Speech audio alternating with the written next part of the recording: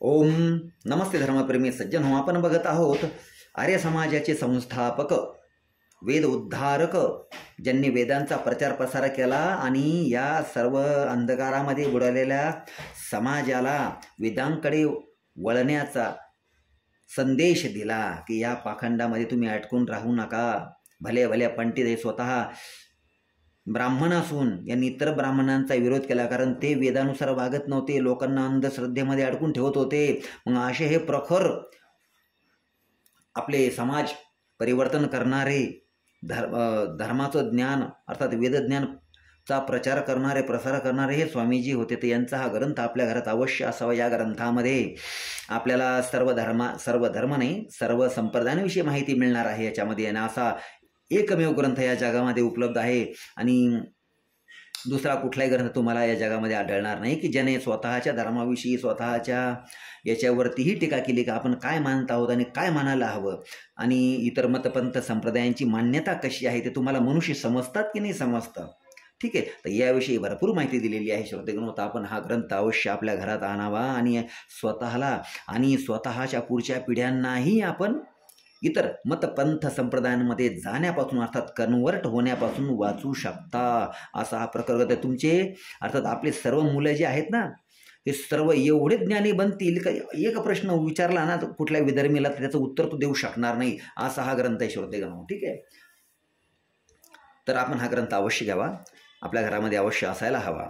तर आपण बघूया आता ईश्वराचे पुढील नाव देव का आहे. तर शून्य अभिषवे दिवु क्रीडा विजी गीषा व्यवहार द्युती स्तुती मोद मद स्वप्न कांती गतीषु. तर या धातूपासून देव हा शब्द सिद्ध होतो आहे. क्रीडा म्हणजे जो शुद्ध जगतामध्ये क्रीडा करतो, तथा जो धार्मिक व्यक्ती आहेत त्यांना नेहमी जिंकवण्याची त्याची इच्छायुक्त अशी चेष्टा करतो. साधनोपसाधनो का दाता, सर्व साधनांचा दाता, स्वयंप्रकाश स्वरूप सर्वांचा प्रकाशक म्हणजे स्तुती प्रशंसेच्या योग्य असणारा, आप आनंद स्वरूप और दूसरों को आनंद देने हारा म्हणजे स्वतः सच्चिदानंद स्वरूप आहे. त्याला आपण पाप केलं पुण्य केलं त्याला काही फरक पडत नाही, कारण तो नेहमी सदैव सच्चिदानंद स्वरूप आहे. तो सर्व नेहमी तो आनंदात राहणारा असल्या कारणामुळे आणि दुसऱ्यांनाही आनंद देणार आहे. आपल्याला सर्व पशुपक्षी प्राण्यांना जन्म देऊन आनंद दिलेला आहे त्याने. तर मदोन्मत्तो का ताडणे हारा. मदोन्मत्त म्हणजे जे व्यसनी आहेत, व्यभिचारी आहेत, अधर्मी आहेत, द्रोही आहेत, धर्मद्रोही आहेत, या सर्वांचा ताडण करणारा, यांना म्हणजे प्रत्येकाला शिक्षा देणारा. तर सर्वांच्या झोपण्याची व्यवस्था करण्यासाठी रात्री आणि प्रलयचा करणेवाला कोण? परमपिता परमात्मा. आणि कामनेचा योग्य जो आहे, ज्याची आपण कामना करू शकतो का तोच आपल्या सर्व समस्यांचं समाधान करणार आहे आणि आपलं कल्याण करून मोक्ष प्रदान करणार असल्या कारणामुळे तो कामनेच्या योग्य आहे, तो ज्ञानस्वरूप आहे. म्हणून त्या ईश्वराचे नाव देव आहे. आता हे थोडं हिंदीमध्ये असल्या कारणामुळे आपल्याला थोडं काय होतं, अडचण येते. तर थोडं मराठीमध्ये आपण याचं भाष्य बघूया. आता तर आपण बघितलं की या धातूपासून काय देव शब्दसिद्ध झालेला आहे. हा जो वरती धातू दिलेला आहे. ठीक आहे, तर याचे 10 अर्थ आहेत. तर ज्याची क्रीडा हे जगत आहे, ज्याची क्रीडा आहे हे सर्व कशाने तयार झालेलं आहे, ती तो याच्यामध्ये काय करतो, क्रीडा करतो. आपल्याला जन्म देऊन, मृत्यू देऊन, मोक्ष देऊन आणि प्रलय करून. ठीक आहे, तर ज्याची क्रीडा हे जगत आहे. आता विजिगीषा म्हणजे धर्माचा विजय व्हावा असे इच्छिणारा कोण? परमपिता परमात्मा. आणि व्यवहार म्हणजे काय? सर्वांना व्यवहाराची साधने देणारा. द्युती म्हणजे स्वयंप्रकाश आणि दुसऱ्यांना प्रकाश देणारा. आणि मोद म्हणजे आनंदमय आणि दुसऱ्यांना सुख देणारा. मदोन्मतांचे ताडण करणारा. सर्वांच्या विश्रांतीसाठी रात्री व प्रलय करणारा, बरोबर ना? सर्वांच्या विश्रांतीसाठी रात्री आणि प्रलय करणारा, सर्वांनी त्याच्या प्राप्तीची इच्छा करण्यास तो योग्य आहे. आणि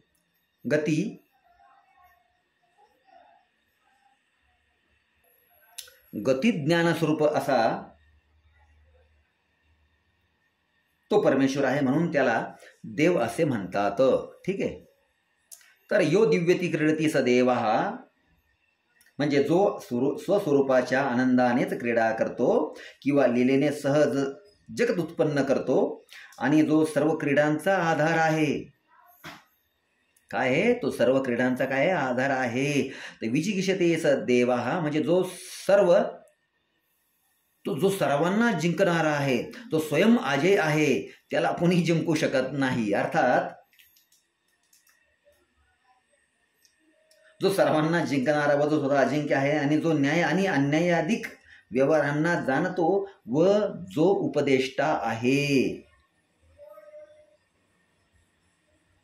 यश्चराचरम जगत द्योतयती म्हणजे जो सर्वांचा प्रकाशक, या स्तूयते सदैव म्हणजे जो सर्वांनी प्रशंसा करण्यायोग्य आहे. आणि यो मोदयती सदैव म्हणजे जो स्वयं आनंद स्वरूप आहे, जो सदा हर्षित असतो, उल्हासित असतो, जो शोकरहित आहे आणि दुसऱ्यांस दुःखरहित व आनंदयुक्त करणारा असा हा परमपिता परमेश्वर आहे. तस या स्वापयती सदैव म्हणजे जो प्रलयकाळी सर्व जीवांना विश्रांती रूपी निद्रा देतो.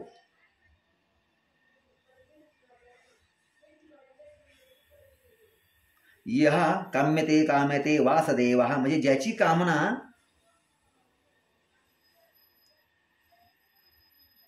सत्य असते आणि ज्याच्या प्राप्तीची शिष्ट लोक पण इच्छा करतात. यो गच्छते गम्यते वासदेव म्हणजे जो सर्वत्र व्याप्त व सर्वांनी प्राप्त करून घेण्यास योग्य आहे, म्हणून त्या परमेश्वराला देव असे म्हणतात. अशी या देव शब्दाची एवढी मोठं विश्लेषण त्यांनी ते सांगितलेलं आहे स्वामीजींनी. ठीक आहे. काही इतर हे जे गुणधर्म आहेत, हे जे 10 गुण त्याच्यामध्ये आहेत, या 10 गुण कारणांमुळे त्याचं नाव काय आहे? देव आहे. त्या परमपिता परमेश्वराचं नाव देव आहे, म्हणून त्याला देव म्हणूनही संबोधलं जातं. आणि तीच आपल्याला काय मिळते? उपाधी. आपल्यालाही पृथ्वी तलावरती हे जे किडे मकोडे, हे मनुष्य प्राणी जे आहे, जलचर प्राणी आहेत, आकाशामध्ये किंवा वातावरणात जे जीवाणू विषाणू आहेत, या सर्वांनाही देवही म्हटलं जातं. ठीक आहे श्रोतेगणो, यांना सर्वांना काय सांगितलेलं आहे ईश्वराने? सर्व देव आहात तुम्ही. आपल्या सर्वांना देव म्हटलं. म्हणून यापूर्वी आपल्या ग्रंथांमध्ये पुरुषाने स्त्रीला देवी म्हणणे आणि देवीने पुरुषाला देव म्हणणे ही आपल्याकडे काय होतं? चालीरीती होती. परंतु आता काय झालं? ही परंपरा आपली होती, परंतु काळानुरूप काय झालं? जसं आपल्या धर्माचं हनन झालं आणि आपल्या धर्मावरती इतर जे संप्रदाय, लुटेरांचे संप्रदाय हावी झाले, त्यामुळे आपल्या धर्माचा काय होत चालला आहे? ऱ्हास चालला आहे. आपल्या धर्माला पुनरुज्जीवित करण्यासाठी आपण सर्वात पहिलं या पुस्तकाचं वाचन करा. कारण मी का सांगतोय? कारण तुम्ही वाचला, तुम्ही इतराला सांगा. खरंच याच्यामध्ये काही घेण्यासारखं आहे का नाही? का निव्वळ एक फोकस बार आहे, नाही का? पोकळ बार आहे. बघा, तुम्ही एकदा करून बघा, वाचून बघा या पुस्तकाला आणि आपल्याला आपल्या परिवाराला धार्मिक कट्टर बनवा, धर्मानुयायी बनवा. कट्टर म्हणजे धर्मानुयायी, धर्माचं आचरण करणारे बनवा. आणि मांसाहार आणि मद्यपान तुरंत सोडून द्या श्रोतेगण हो. ठीक आहे. ओम नमस्ते.